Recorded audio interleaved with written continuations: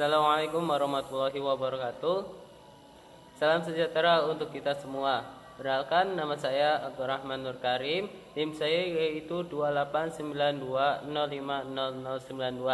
Saya dari Universitas Pancasakti Bekasi, Fakultas Ekonomi dan Bisnis, Prodi Manajemen.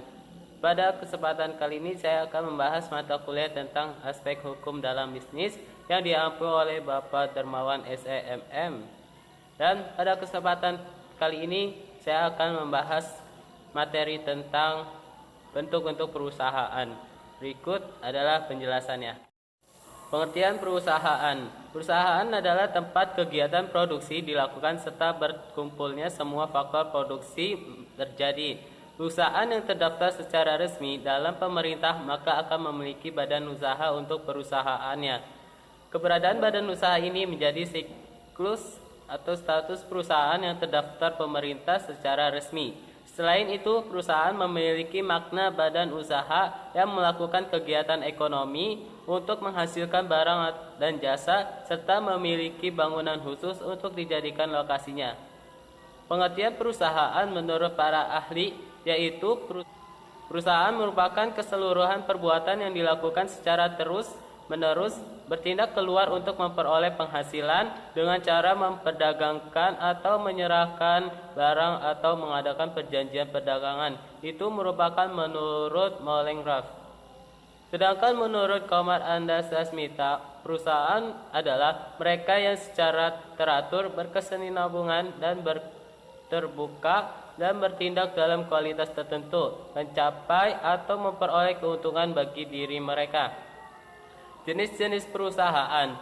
Selain mengetahui bentuk, maka ada beberapa jenis perusahaan yang berbeda dan perlu untuk diperhatikan sebaik mungkin.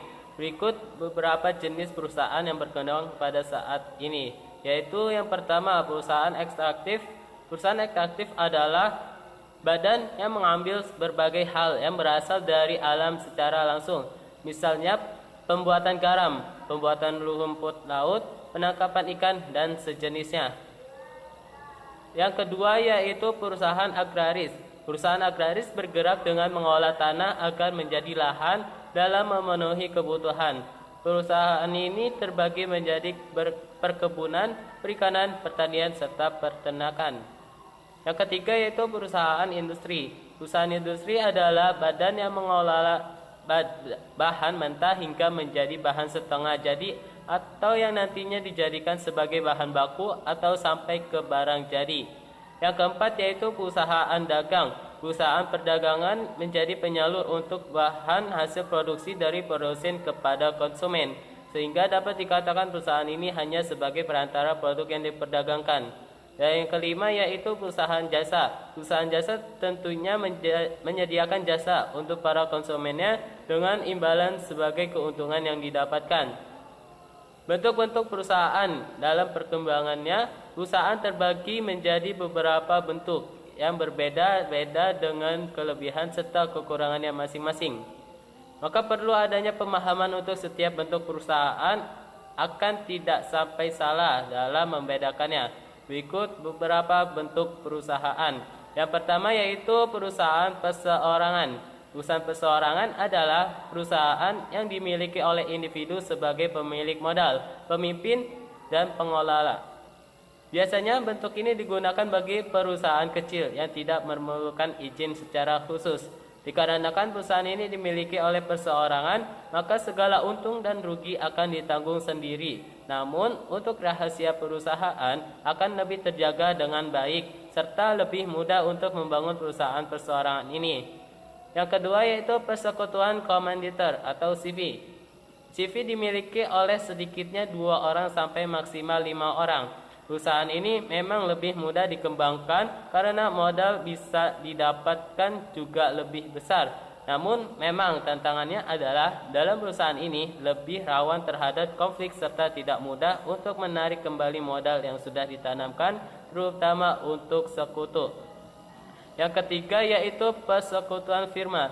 Persekutuan firma memiliki batas maksimal yang lebih besar daripada CV, yaitu bisa mencapai 10 orang yang bersekutu untuk mengembangkan sebuah perusahaan. Dalam firma ini bertanggung jawab yang dimiliki masing-masing anggota tidak terbatas. Sementara untuk keuntungan serta kerugian akan dibagi berdasarkan besaran modal yang ditanamkan setiap anggota perusahaan. Untuk bisa mendirikan perusahaan ini dengan baik, maka ada beberapa persyaratan surat-surat resmi yang harus diselesaikan terlebih dahulu. Yang keempat yaitu perseroan terbatas atau PT. PT terdiri dari pemegang saham yang memiliki tanggung jawab secara terbatas sesuai dengan besaran modal yang ditanamkan. Jika sampai terjadi kebangkrutan, maka PT tersebut namanya bisa saja dijual. Keunggulan dari bentuk perusahaan ini adalah memiliki kelangsungan perusahaan yang lebih terjamin, mudah untuk mendapatkan kredit bank serta saham yang dimiliki bisa diperjualbelikan. Sementara itu, ada beberapa hal yang harus dipertimbangkan karena biaya pendirian yang mahal, perizinan memakan waktu lama serta kerahasiaan perusahaan yang kurang terjamin. Yang kelima yaitu Badan Usaha Milik Negara atau BUMN. BUMN adalah perusahaan yang utamanya melayani kepentingan umum dengan modal usaha berasal dari pemerintah. Selain BUMN, ada juga Badan Usaha Milik Daerah atau BUMD yang keseluruhan atau sebagian modalnya adalah milik pemerintah dengan pimpinan yang diangkat oleh gubernur secara langsung. Yang keenam yaitu yayasan. Yayasan adalah badan usaha yang memang bergerak untuk bidang sosial serta bisnis sekaligus. Dalam yayasan ini biasanya berbagai hal yang berkaitan akan tertera dalam akta pendiriannya. Yang ketujuh yaitu koperasi. Koperasi beranggotakan orang-orang yang akan melaksanakan suatu usaha berdasarkan asas kekeluargaan. Modalnya berasal dari simpanan pokok, simpanan wajib, dan hibah dari anggotanya sendiri. Beberapa jenis koperasi yaitu produksi, pemasaran, konsumsi, dan simpan pinjam. Dari beberapa bentuk perusahaan ini memang memiliki skala dan pasarnya masing-masing, sehingga dalam pendiriannya perlu diperhatikan dengan baik agar tidak sampai ada hal yang nantinya justru akan merugikan bagi pemilik usaha. Maka ada pertimbangan khusus yang memang sebaiknya dilakukan sebelum memilih bentuk perusahaan yang akan dikembangkan agar perjalanannya nanti akan lebih mulus serta menguntungkan untuk siapapun terlibat di dalamnya. 5 fungsi perusahaan yaitu sebagai berikut. 1. Fungsi ekonomi. Sebuah perusahaan memiliki tugas utama yaitu memonitoring, menganalisis, dan menyelidiki terkait perekonomian perusahaan itu sendiri.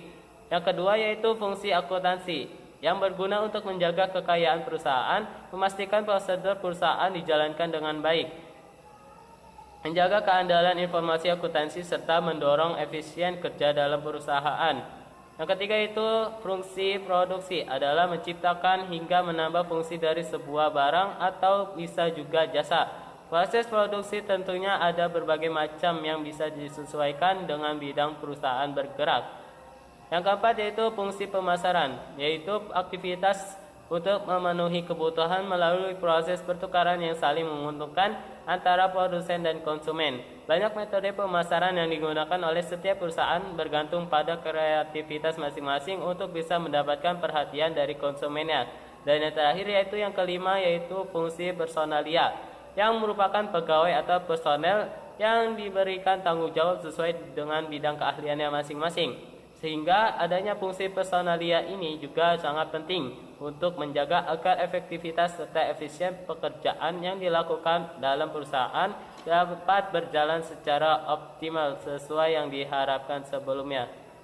Baik, itu saja yang dapat saya sampaikan. Kurang lebihnya saya mohon maaf dan saya akhiri. Assalamualaikum warahmatullahi wabarakatuh.